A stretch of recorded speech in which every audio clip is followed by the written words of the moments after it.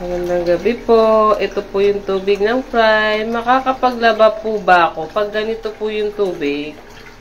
Ay, naman talaga. Ayan po. Prime. Water. Nakita niyo yun mga pre? Ito po yung tubig ng Prime Water. Diba? Magpasa hanggang ngayon, hindi po nasolusyonan. Sino po ba yung may-ari nitong Prime Water? Syempre po, walang iba, kundi ang mga bilyar. Nagtataka nga po ako, bakit ninyo binoto etong mga, lalo na itong si Cynthia Villar? Bakit nyo binoto? Pahirap po ito sa mga Pilipino at mga kumukonsumo ng tubig na to. Pahirap po sa kanila yan. Kita nyo yung pagkaitim-itim? Maiinom po ba yan? Safe po ba ito? Saan ba galing ito? Oh, kulay brown na tubig.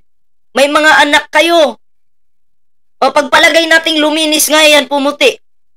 Ang tanong, safe ba? Oh, safe ba yan sa mga buntis? Safe ba yan sa mga bata? Pwede ba itong panligo? Ang dami pong tangang Pilipino. Pasensya na po ah. Hindi ko sinasabing perfecto ako pero nakikita nyo na may mali na dito eh. Diba? Sinuportahan nyo pa. Yung inyong niluluklok dyan sa Senado, lalong magpapahirap yan sa mga Pilipino. Diba? Yan po. Taon-taon po, hindi lang taon-taon, araw-araw po tayong mga Pilipino na naghihirap dahil sa mga politiko na ito na may pansariling interes. Ito po yung mga politiko na palaging nanggagamit sa mga mahihirap. Na mahirap daw sila. Oo, galing daw sila sa mahirap. Pweh! Tarantaduhan yan. Galing daw sila sa mahirap. Mahirap na nga ang Pilipino, pinapahirapan palalo ng mga politiko. Kung galing ka sa mahirap, tulungan mo yung mga mahihirap. Hindi mo dapat pahirapan pa yung mga mahihirap. Diba? So, ano po ito? Idol nyo yan, diba, si Villar? Buti na lang po si Cynthia Villar natalo. Yung nag-high sa lupa, sabi ganun. Oy, shoutout kay Vice Ganda ha. Grabe ka, Vice Ganda. Binanatan mo pa simple si Cynthia Villar. May video po kasi na kumakalat sa Facebook na hindi naman niya pinangalanan pero alam po natin kung sino yung nagganon sa lupa. Dumaan si Villar, gumanon sa lupa. Diba? At ginaya po yun ni Vice Ganda. Ibang klase din po itong si Vice Ganda. Anyway, saludo ako kay Vice Ganda. Bakit? Matalino yan no? Nakikita siguro ni Vice na may mali dito sa mga bilyar, kaya medyo yung kanyang pagkainis o pagka-buisit, dinadaan niya na lang sa joke. Tubig ng Prime Water, ayan, pakinggan natin. Baka sabihin nyo naman, fake news si Bullpoint Man. Ay, makakapaglaba po ba ako pag ganito po yung tubig? Ay, naman talaga. Ito mamimension yung Prime dyan. Prime Water. Prime Water. Pwede bang panlaba ito? Pwede bang panligo ito? Yun yung tanong. Hindi ko maintindihan dito sa mga Pilipino na talagang sumusuporta sa mga DDS. Binuto pa rin nila. Ang karamihan naman po sa mga bumoto dito, mga DDS eh. Diba? Ano ngayon? Siguro yung bumoto dito, magaganda yung quality ng tubig nila. Hindi nila iniisip yung kapwa nila Pilipino na pinapahirapan itong mga bilyar na to. Diba? So, ito kaklaruhin ko lang po. Pag sinabing bilyar, hindi po siya para sa mga mahihirap. Okay? Mas lalo po silang nagpapahirap sa mga mahihirap. Yan po yung klaro dyan. Ha? Klarong-klaro po yan, mga pre. Kaya, saludo po ako kay Vice Ganda sa paggaya niya kay Cynthia Villar. Yung inis siguro ni Vice Ganda, idinaan na lang sa joke. KO! Ilang years pa kayo maghihirap? Sana hindi nyo na lang sinuportahan. Kasi wala din naman pakialam sa inyo yung mga politikong ganyan, yung mga makasarili. Diba? So anyway mga pre, ito na, bigyan po natin ng reaction itong isang video. Ayan na di umano itong si Sara Duterte hindi po umattend, no? Tingnan po natin at panoorin po natin yung video. Ayan na, sa hindi pa nakasubscribe sa ating YouTube channel, huwag kalimutang mag-like, share, and subscribe para naman po maging updated kayo sa lahat ng mga uploads natin. And syempre mga pre, no? Ayan na, may Facebook page po tayo.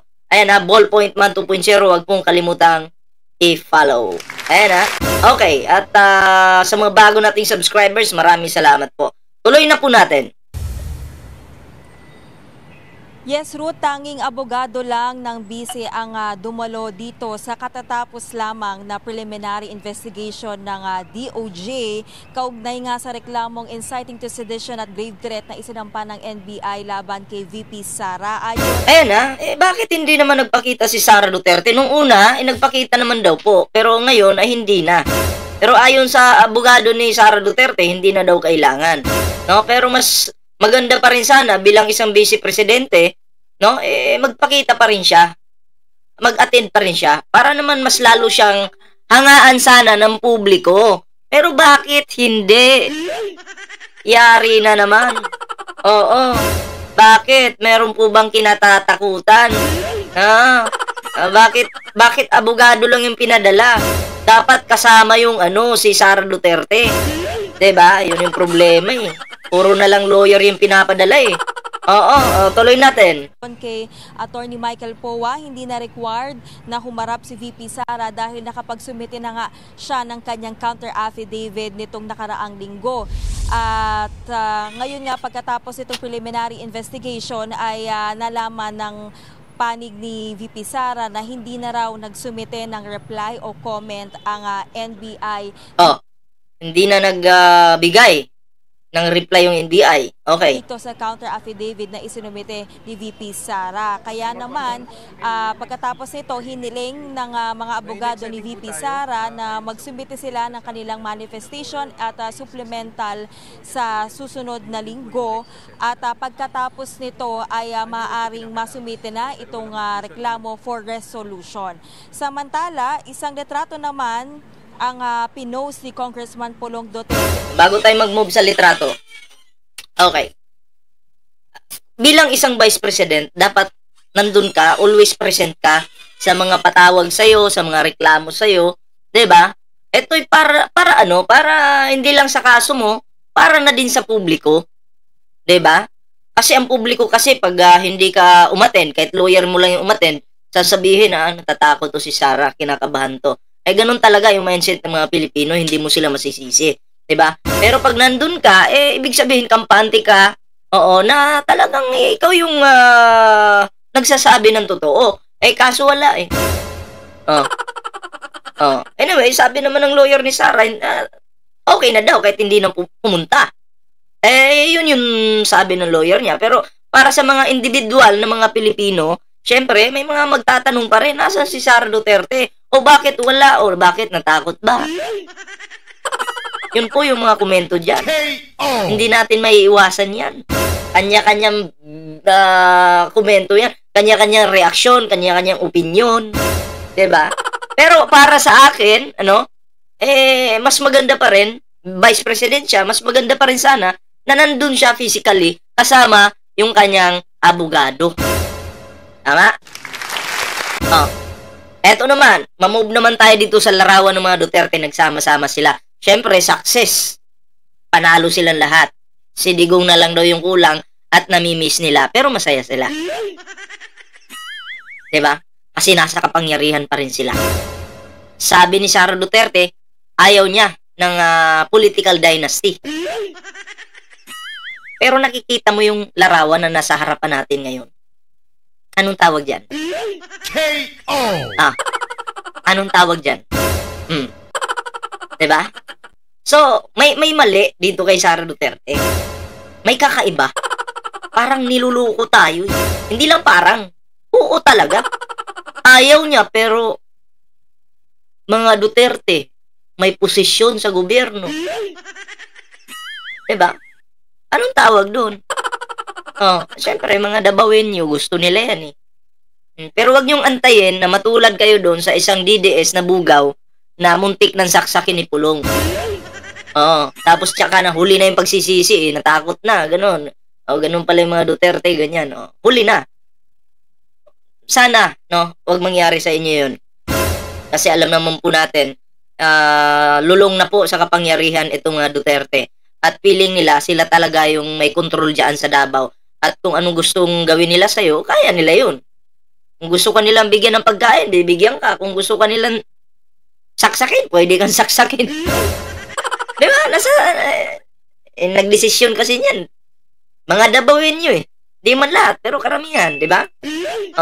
Pero feeling ko ngayon si Digong po ay hindi po talaga magiging mayor dyan. Ito sa akin lamang. Kasi paano siya magiging mayor? Nasa dahig siya. Kailangan niyang kumbaga makauwi ng Pilipinas, no? Para siya yung maging dyan. Deklarang mayor. Kasi within 6 months, pag hindi po yata na nangyari yun, ang magiging mayor na po dyan, yung vice mayor. Which is si Baste. Diba? Tuloy natin. Kasama si VP Sara at mga kapatid nila. Sa kanyang caption, sinabi niyang namimisa nilang lahat ang kanilang ama na si dating Pangulong Rodrigo Duterte. Ruth, sabi nung mga abogado ni VP Sara, wala silang confirmation kung nananatili pa rin sa Davao si VP Sara at wala rin silang ideya kung kailan babalik dito sa Maynila. Ruth? Yan po ang Express Report ni Camille. So, magkita-kita po tayo para sa Frontline. So, yun lang po yung yung video. Ayan tanggalin na natin yan. Yun lang po yung video mga pre. Ayan maliwanag naman na hindi po pumunta si Sara sa patawag sa kanya. Refusion. Ayan VP Sara Duterte hindi dumalo sa preliminary investigation ng DOJ. Ang tanong, bakit? Meron po bang kinatatakutan? Natatakot po ba si Sara Duterte? Bakit hindi dumalo? Yun po yung mga katanungan ng karamihan. At syempre, tanong ko rin yun. Kahit ako nagtatanong, natatakot po ba si Sara Duterte? Bakit hindi dumating sa preliminary investigation ng DOJ? Bakit natatakot? Natatakot ba? Kung oo, bakit natatakot? Ganun lang naman eh.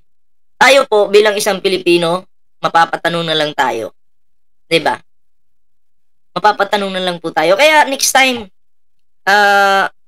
galingan naman po natin sa pagpili ng talagang mamumuno sa ating bansa. 'Di ba? Oo. Dapat talaga nating galingan kasi ang magiging kawawa po diyan yung mga apo ninyo, mga anak natin in the future, 'di ba? Oo, ang tanong nga po dito, ang Pilipinas po ba may pag-asa pa? May pag-asa pa ba yung Pilipinas? Kung ako po yung sasagot, oo. Meron pa, hanggat matino yung Pangulo.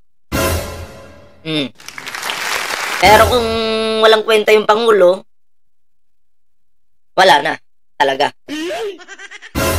Yun lang yung masasabi ko dyan. Diba? So, yun lang mga pre, yung ating video ngayon. Ayan syempre, bago po tayo magtapos sa ating video ngayon. Ayan, kung bago pa lang dito sa ating YouTube channel, huwag kalimutang mag-like, share, and subscribe para naman maging updated ka sa lahat ng mga uploads natin. Ayan, pasalamatan ko nga po pala, no, yung mga bago nating subscribers dyan. Maraming salamat po. Ayan pindutin nyo lang yung subscribe. Pindutin nyo lang po yan. Diba? Maraming salamat po sa inyo. At syempre, no, meron po tayong Facebook page. Huwag kalimutang i-follow yung ating Facebook page, Ballpoint Man 2.0. Ayan Ballpoint Man 2.0 po. At syempre, meron po tayong Timberador. So, ayun lang po muna yung ating video mga pre. Kita-kits po sa susunod na video.